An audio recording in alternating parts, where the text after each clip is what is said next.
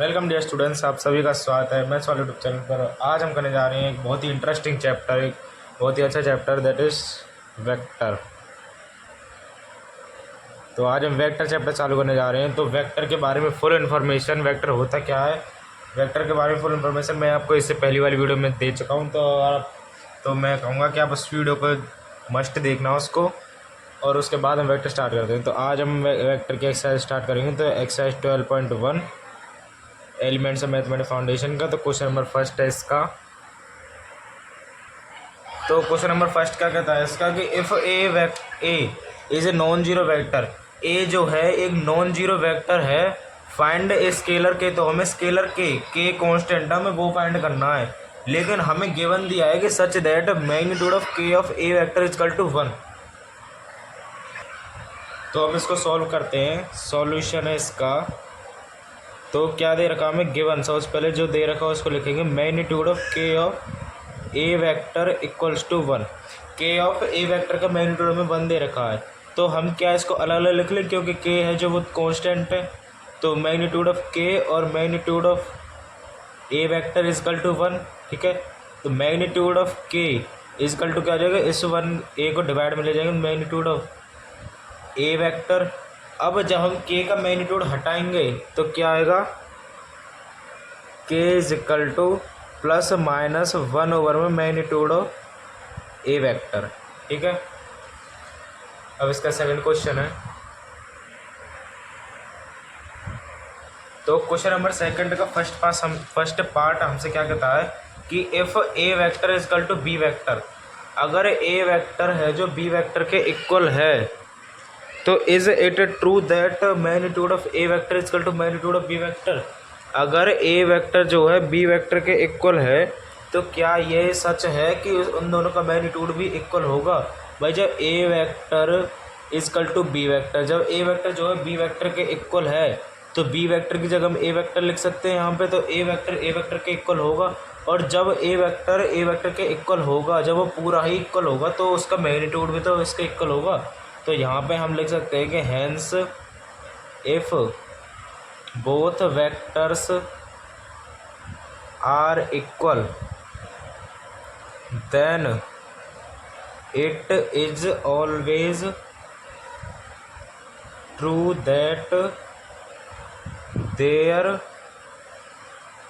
Magnitudes are equal. Means कि if अगर दोनों वेक्टर एक दूसरे के इक्वल हैं, तो ये हमेशा सच है कि उन दोनों का मैग्नीट्यूड भी इक्वल होगा। लेकिन अगर हम इसके सेकंड पार्ट की बात करें, तो सेकंड पार्ट में क्या कहता है, if magnitude of a vector, हमें क्या दे रखा है, magnitude of a vector is equal to magnitude of b vector. हमें दे रखा है कि magnitude of a vector is equal to magnitude of b vector. तो अगर दोनों का मैग्नीट्यूड इक्वल है, तो हम क्या करेंगे, let a vector equal to i cap plus j cap plus में के कैप, हमने मान लिया ये। तो अगर हम इसका मैग्नीट्यूड निकालें तो क्या आएगा, अंडर रूट में 1 का स्क्वायर प्लस में 1 का स्क्वायर प्लस में 1 का स्क्वायर, क्या आएगा, अंडर रूट में 3। ठीक है, लेकिन अगर हम यहाँ पे बी वेक्टर माने क्या, आई कैप माइनस जे कैप प्लस में के कैप, ये सेम तो है नहीं क्योंकि यहाँ प्लस है ये माइनस है। लेकिन अगर हम इसका मैग्नीट्यूड निकालें तो क्या आएगा, 1 का स्क्वायर प्लस माइनस 1 का स्क्वायर प्लस 1 ही होता है, स्क्वायर प्लस में 1 का स्क्वायर इक्वल्स टू क्या आएगा, अंडर रूट 3। ठीक है, अंडर रूट 3 आया। अब यहाँ पे हम देख सकते हैं कि ये दोनों वेक्टर जो है वो इक्वल नहीं है, लेकिन इन दोनों का मैग्नीट्यूड फिर भी इक्वल आ रहा है। तो हम यहाँ पे क्या लिख सकते हैं, if magnitude of two vectors are equal, then it is not necessary that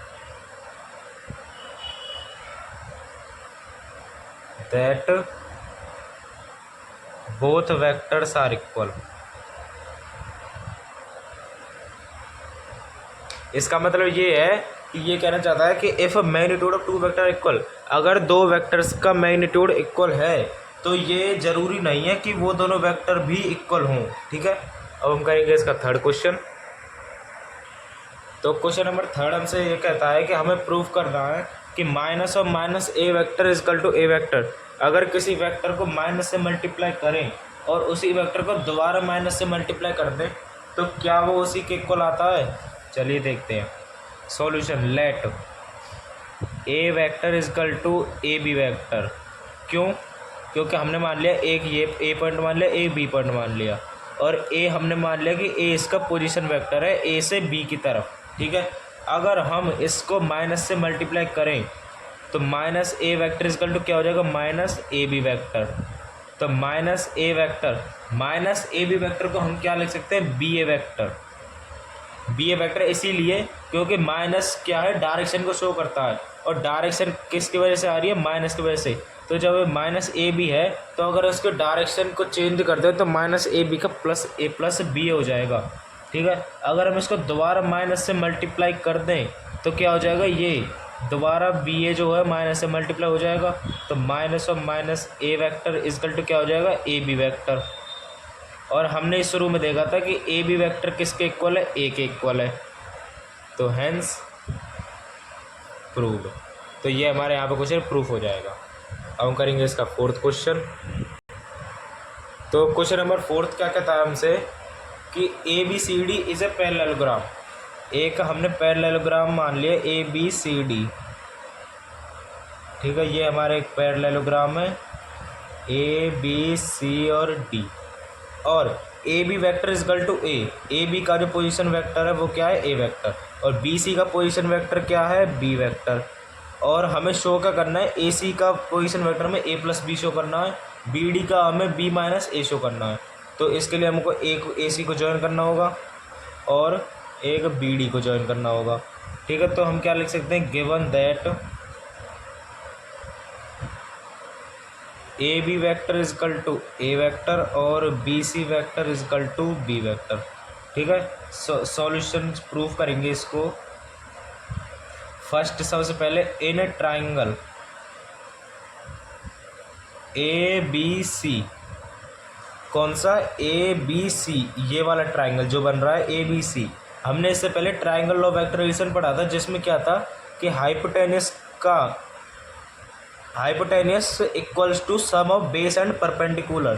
तो ए सी वेक्टर को हम क्या लिख सकते हैं, ए बी वेक्टर प्लस में बी सी वेक्टर। तो ए सी वेक्टर को हम क्या लिख सकते हैं, ए बी क्या है, ए वेक्टर, प्लस में बी सी क्या है, बी वेक्टर।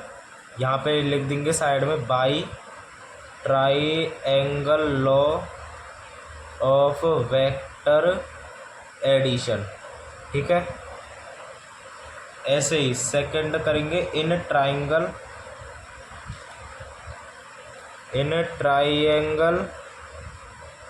ए बी और D, in triangle a b d, कौन सा, ए बी और डी, ये वाला ट्राइंगल।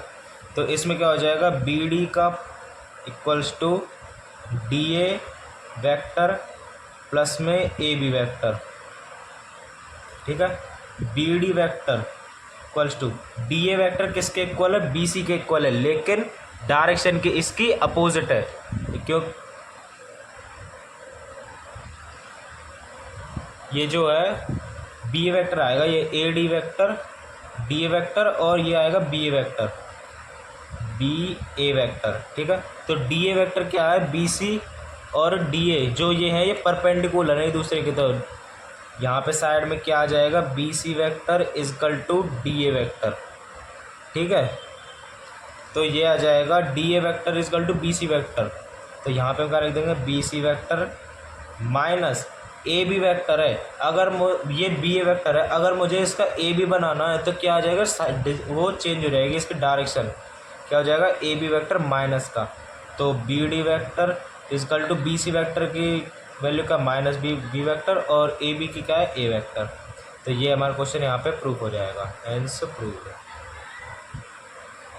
तो फिफ्थ क्वेश्चन हमसे क्या कहता है कि इन ए रेगुलर हेक्सागोन, एक रेगुलर हेक्सागोन बना लेते हैं सबसे पहले, एक सिंपल हेक्सागोन 6 साइड हो जिसमें, तो 1 2 3 4 5 और एक 6।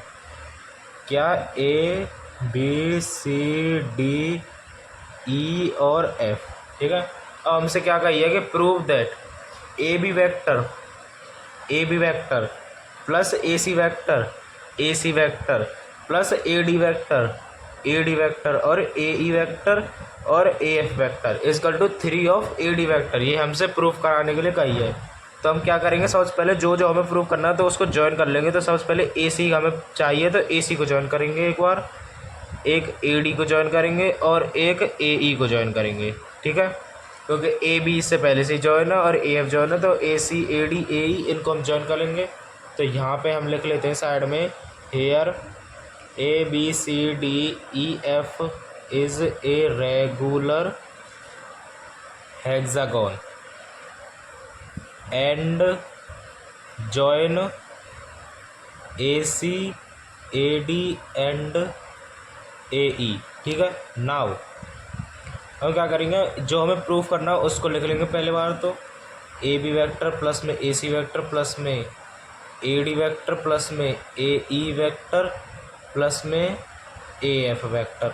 ठीक है, अब क्या करेंगे हम, ए डी वैक्टर तो हमारे पास एक है ही, और हमें क्या करना, 3 ए डी प्रूव करना है। तो 2 ए डी और चाहिए हमें, तो इस ए डी को हम साइड में लिख लेंगे एक बार, ए डी वैक्टर इसको सेपरेट करके लिख लेंगे प्लस में। अब क्या करेंगे हम, ए बी और ए ई को एक साथ लिखेंगे, क्योंकि हमारा जो है ये एक ट्रायंगल में बन जाएगा। तो ए बी वैक्टर प्लस में ए ई वैक्टर प्लस में ए सी वैक्टर प्लस में ए एफ वैक्टर। ठीक है, ये हो गया।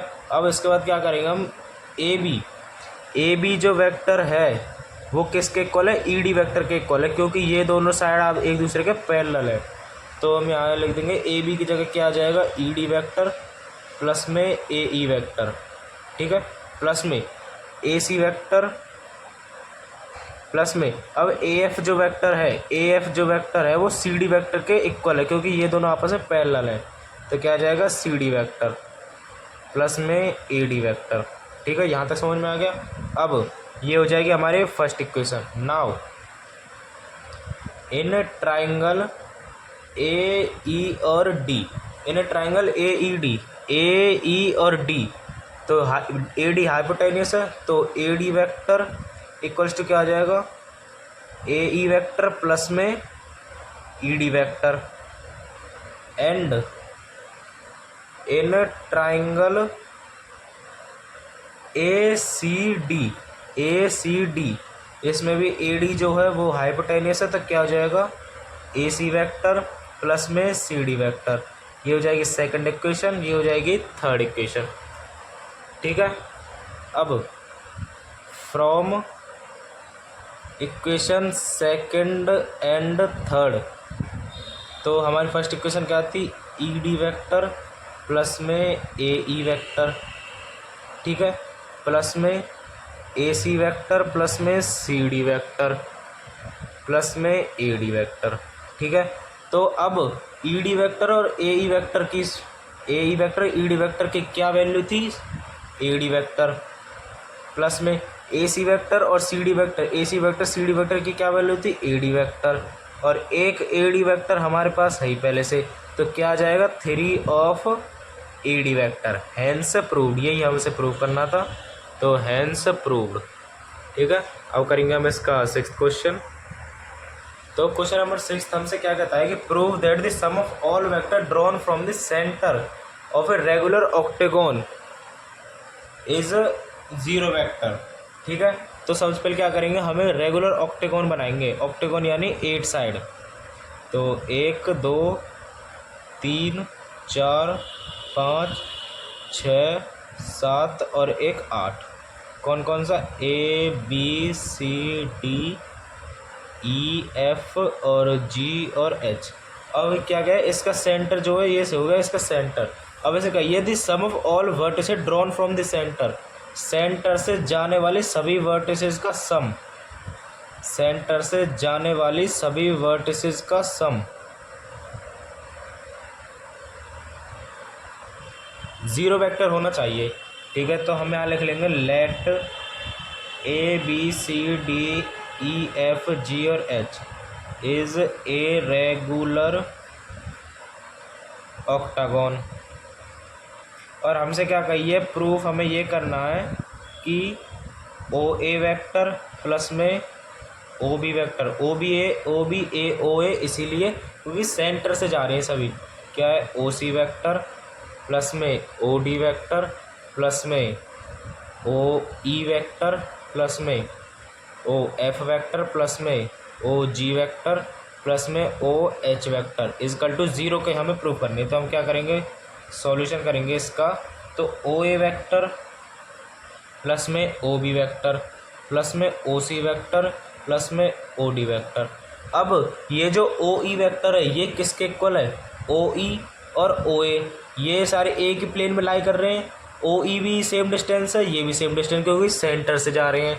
तो ओ ई इक्वल्स टू ओ ए हो सकता है, लेकिन क्या होगा, डायरेक्शन इसके अपोजिट है, तो डायरेक्शन वजह से क्या आ जाएगा, माइनस साइन आ जाएगा। तो minus of o a vector. ऐसे ही ओ एफ क्या आ जाएगा, ओ बी, लेकिन किसका, माइनस का। ऐसे ही ओ जी है तो ओ सी के इक्वल आ जाएगा ओ सी वैक्टर माइनस का। और ऐसे ही ओ एच जो है वो ओ डी के इक्वल आ जाएगा, ओ डी वैक्टर। ये सारे एक दूसरे से कैंसिल हो जाएंगे, प्लस माइनस वाले इक्वल्स टू 0 आ जाएगा। ये हमारे यहाँ पे हेंस प्रूफ हो जाएगा फिर क्वेश्चन। ठीक है, अब हम करेंगे इसका 7th क्वेश्चन। ठीक है, हमसे 7th क्वेश्चन क्या कहता है, 7th क्वेश्चन ये कहता है कि if d is the middle point of side b c of a triangle a B c. तो हमें सबसे पहले क्या करना है, ए बी सी ट्राइंगल बना लेते हैं। ए बी सी एक ट्राइंगल बना लिया हमने, ए बी और सी। अब इसका ये डी जो है वो मिडल पॉइंट है, मिडल पॉइंट यानी कि बीच का। तो ये डिस्टेंस है वो भी सेम है इसके, c d equals to b d. ठीक है, क्योंकि मिडल पॉइंट है तो इसकी डायरेक्शन इधर है, इसकी डायरेक्शन इधर है। ठीक है, अब हमसे क्या कहिए, हमें प्रूफ करना है कि ए बी वैक्टर प्लस में ए सी vector equal to 2 of A D vector. ये हमसे प्रूफ करना है। तो हम क्या करेंगे, सॉल्यूशन करेंगे इसका। In triangle a b d and triangle a c d, कौन कौन सा, इसको जब हम जॉइन करेंगे ए डी को तो 2 ट्राइंगल बनेंगे, एक ए बी डी, एक ये वाला ट्राइंगल और एक ए सी डी, एक ये वाला ट्राइंगल। ठीक है, तो ए बी वैक्टर प्लस में b d vector equals to किसका आ जाएगा, ए डी वैक्टर के। क्यों, ट्राइंगल लॉ वेक्टर एडिशन के। ए डी क्या है, हाइपोटेनियस है, तो A B vector base plus में परपेंडिकुलर बी डी, और ए सी वैक्टर प्लस में C D vector is equal to A D vector. A C क्या है, बेस है, सी डी क्या है, परपेंडिकुलर है, ए डी क्या है, हाइपोटेनियस है। ठीक है, by triangle law of vector addition. ठीक है, अब adding equation first and equation second, तो क्या आ जाएगा, ए बी वैक्टर, ये फर्स्ट इक्वेशन हो जाएगी, ये सेकंड इक्वेशन हो जाएगी। तो ए बी वैक्टर प्लस में बी डी वैक्टर प्लस में ए सी वैक्टर प्लस में C D vector equals to A D vector plus में ए डी वैक्टर। ठीक है, अब अगर यहाँ पे देखें तो एक तो है बी डी और एक है हमारे पास सी डी, एक बी डी और एक सी डी। मैंने कही थी कि ये इनकी दोनों की जो डिस्टेंस है वो इक्वल है, लेकिन इनका जो वेक्टर है वो अपोजिट है, इनकी डायरेक्शन अपोजिट है। बी की डायरेक्शन है डी की तरफ, सी की डायरेक्शन भी डी की तरफ है, तो इसकी डायरेक्शन इधर होगी तो इसकी डायरेक्शन इधर, तो इनके साइन चेंज हो जाएंगे।